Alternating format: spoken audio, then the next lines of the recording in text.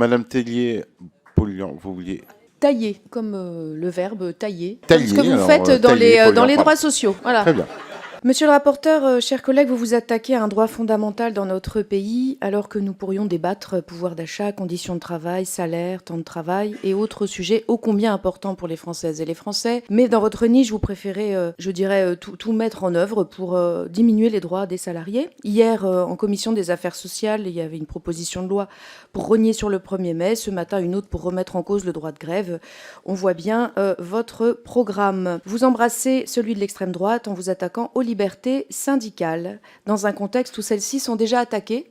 D'ailleurs, je vous le rappelle, c'est la première fois dans notre histoire que la secrétaire générale de la CGT est attaquée devant les tribunaux. Le droit de grève est pourtant un droit protégé par notre Constitution, consacrée depuis 1946. Le remettre en cause ici crée un précédent dangereux et affaiblit les libertés syndicales et donc notre démocratie.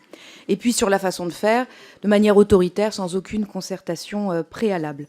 Sous couvert de conciliation avec la continuité du service public, vous ouvrez tout simplement la possibilité d'en suspendre l'exercice sur des périodes entières, décidées selon le bon vouloir du gouvernement. Alors vous banalisez la suppression des libertés collectives, c'est dangereux, c'est irresponsable. Vous poursuivez de stigmatiser les grévistes pour détourner l'attention de la réalité des conflits qui existent dans les milieux professionnels et notamment sur les transports où bien souvent les organisations syndicales appellent à la grève non seulement pour les conditions de travail de leurs agents et agentes, mais aussi parce que ces mauvaises conditions de travail dégradent sensiblement les conditions de transport pour les usagers et usagères.